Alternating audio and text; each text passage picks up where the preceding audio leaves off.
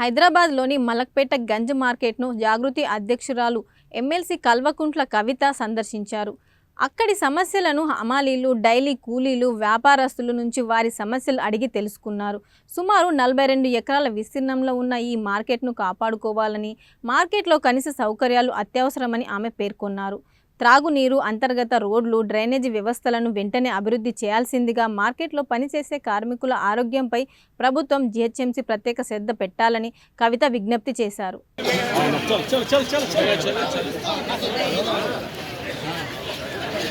అన్న ఈయన గంజిలా మన ఆఫీస్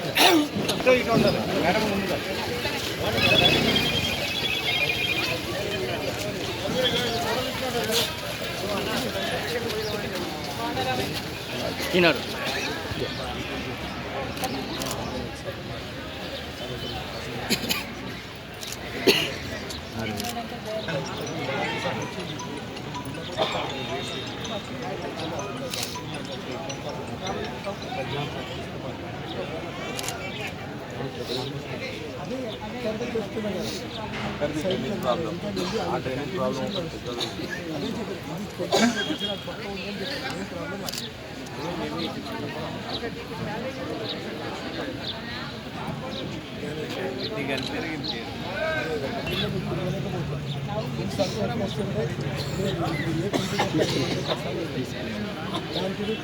కొంచెం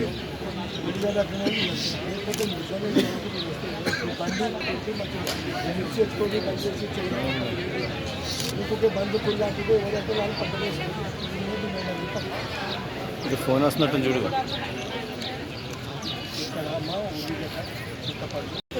ప్రాంతంలో ప్రధాన కేంద్రంగా ఉండే కిరాణా షాపులు కావాలన్నా, మిర్చి అయినా, చింతపండు అయినా చాలా పెద్ద ఎత్తున ఇక్కడ వ్యాపారం జరిగేది.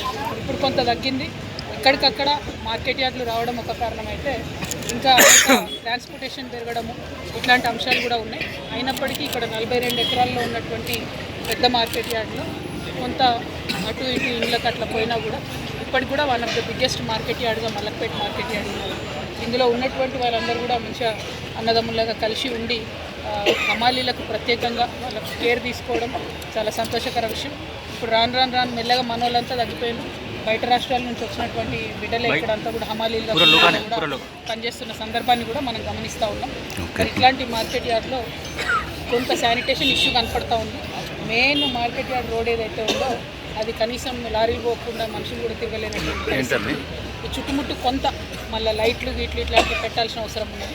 అన్నిటికన్నా ఎక్కువ డ్రైనేజ్ వ్యవస్థను త్వరితగతిన మంచిగా చేసుకొని జీహెచ్ఎంసీ కొంచెం ప్రత్యేక శ్రద్ధ పెట్టి ఎప్పటికప్పుడు ఎక్స్ట్రా ఇక్కడ శానిటేషన్ వర్కర్స్ని పెట్టుకుంటే సమస్య తీరుతుందని చెప్పి నేను ప్రధానంగా భావిస్తూ ఉన్నాను. మరి ఇక్కడ ఉన్నటువంటి మార్కెట్లో ఉన్నటువంటి వ్యాపారవేత్తలకు, అదేవిధంగా హమాలీలకు, ప్రజలకు చాలా మంచి సౌకర్యాన్ని కల్పిస్తూ ఉన్నారు. ఇది కొనసాగాలి. ఫ్యూచర్లో పెద్ద మార్కెట్ హెడక్ పోయినా కూడా ఇక్కడ మన మార్కెట్ యాస్టీస్గా మంచిగా ఉంటుందని చెప్పి నేను మనస్ఫూర్తిగా భావిస్తాను. బేసిక్ ఫెసిలిటీస్ ఏవైతే ఉన్నాయో వాటి మీద ప్రభుత్వం శ్రద్ధ పెట్టాలని డిమాండ్ చేస్తూ ఉన్నాను. Thank you. జై తెలంగాణ.